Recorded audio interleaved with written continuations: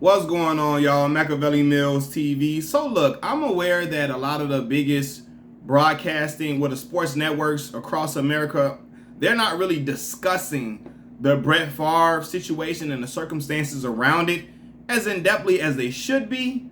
Now, they may have some articles posted online, but they're not really covering it on television like they should, right? They're not giving it the same type of coverage that Colin Kaepernick got and Michael Vick got with the dogfighting and so on and so forth. And people will say it's because Brett Favre is not currently playing, but I mean, a Michael Vick documentary and stuff about the dogfighting came out, and they were trying to do a special on it after he was done playing. So I don't want to hear nothing like that at all.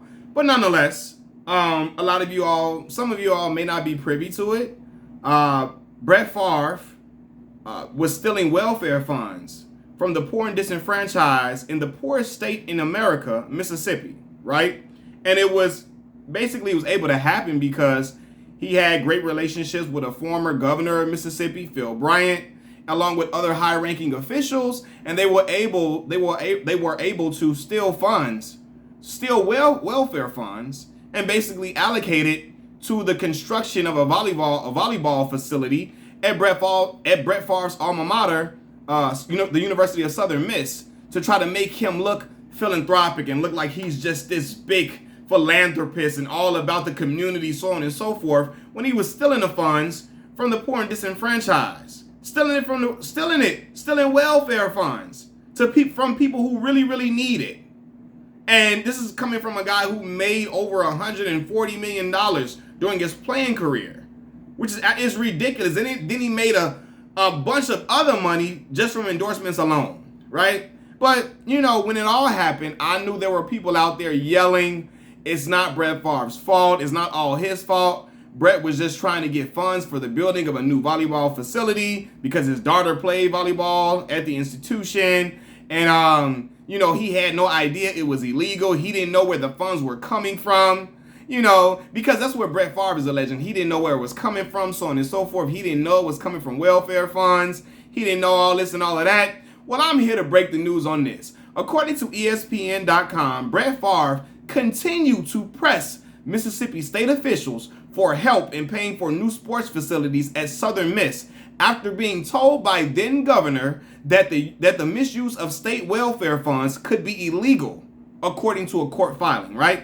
Specifically, on July 28, 2019, then governor of Mississippi, Phil Bryant, he texts Brett Favre that the founder of a nonprofit organization who paid him has some limited control over federal funds in the form of grants for children and adults in the low-income community, right? He further told Brett Favre, he texted Brett Favre, use of these funds is tightly controlled.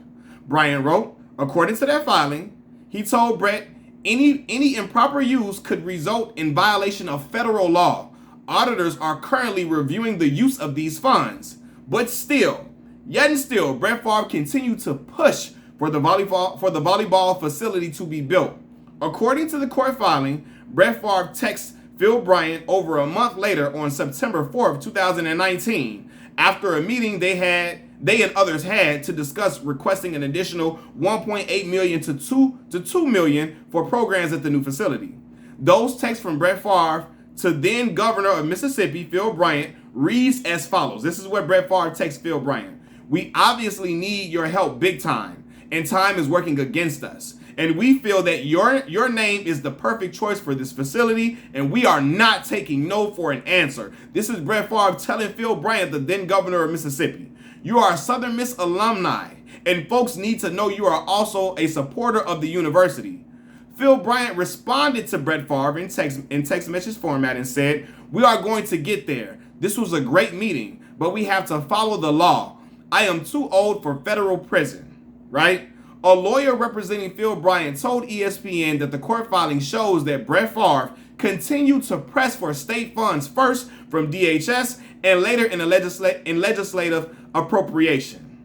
Wow. So all y'all talking about Brett Favre, he didn't know is there in plain sight. Obviously, Brett Favre knew exactly what the hell was going on, and he didn't give a damn. He said, I'm not taking no for an answer. We need those funds because Brett Favre said, I'm not paying for it. I'm not paying for it. It's not coming out of my rich pocket. I don't want to give up none of my money. I'm not giving up none of my funds. You better take it from them poor and disenfranchised people, wherever the hell you got to get it from. But it ain't coming from my pocket because I don't want to pay it. And God damn it, it is what it is. I want to look like I'm philanthropic. I want to look like I'm just doing this great deed, but I'm not paying for it. You better take it from the poor folks. That's basically what he was saying. Like he don't care. He don't care that Phil Bryant was telling him, like, listen, we have to get these funds from elsewhere. It's illegal. It's illegal. It's not all right. Auditors are looking at this. Hey, this is not okay. And Brett Favre kept pushing and kept pressing. We're not taking no for an answer. We need you. You need to show that you support Southern Miss. All for him to look philanthropic. I'm telling you, look, if y'all don't know this by now, Brett Favre is not a good person. He's not. No matter how much his fans and the anti-black, racist, conservative crowd tries to take up for Brett, all they know is that's their quarterback. That's their quarterback. And they're going to stick beside him. That's all they know. Well, the man, Brett Favre, needs to be QB1 on the longest yard. He needs to be QB1 on the longest yard while he's sitting in the jailhouse. Because other people that do stuff like this going straight under the big house. And that's exactly where everybody, all them big time conservative individuals, they preach accountability and how people need to be held accountable. And they was wanting all the people who committed PPP loan fraud to be thrown under the jail because they knew better and they need to be held accountable for their actions. We need to hold people responsible for what they do. Well, goddamn it, Brett Favre needs to be held responsible too. I'm not trying to hear none of that. The conservative crowd loves preaching about people in this country being accountable for wrongdoings. Well, I guess accountability only matters when it concerns liberal individuals, huh? I'm guessing accountability only matters when it concerns liberals? Is that how we looking at it, fam? But for conservative white males who are really good at football, and they were providing pushback against police brutality protests, accountability does not matter for those individuals. For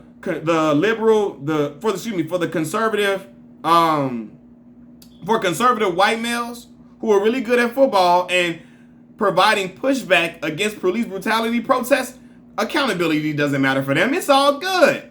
It's all good. We don't have to. They don't need to be held accountable for anything. It's all right. We have a discussion about it. We talk about how it was wrong, but he needs to be forgiven, and it's okay, and it's all right. It's not that big of a deal.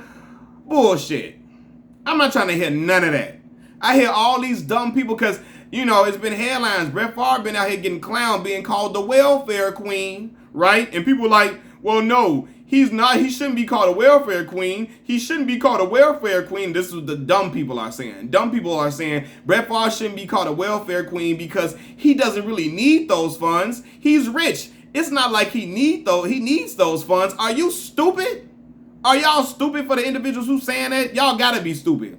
Because that is exactly why Brett Favre should be called a welfare queen. That is exactly why he is a welfare queen. He wants to spend the government's money and utilize funds that poor people really need just to be greedy and keep his abundance of money in his pockets. He wants the government to be his daddy and pay for stuff for him to look philanthropic instead of using his own goddamn money. He don't even want to spend the stuff that he earned because y'all talking about how, pick yourself up by the bootstraps, and that's what Brett Favre, that's the group of people he aligns with, to pick yourself up by the bootstraps crowd. Well, goddamn it, Brett Favre got bootstraps and he still don't want to strap them motherfuckers up.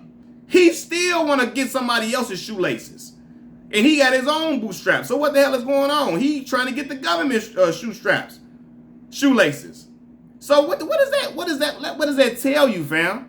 They talk all that, all these conservative men, we don't need welfare. Well, goddamn it, obviously you do, because your boy Brett Favre, he need every bit of it. He want all of it, because he said he ain't paying for the shit.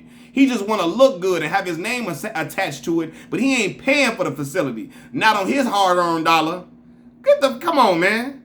Are y'all for real, man? In this country, I watch black women be called welfare queens, and I watch black families get belittled and labeled as being irresponsible and be called government babies when they really needed those funds to eat because they were poor, right? Meanwhile, Brett Favre is abusing the welfare system. He's abusing the welfare system and sitting rich and sitting fat while he continues to try to look good and have his name thrown on the building from funds that he stole that him, with the help of other high-ranking officials, stole from some of the poorest people in America.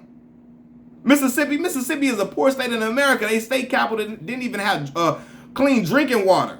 And Brett Favre say he don't give a damn. Them funds are his for him to look good.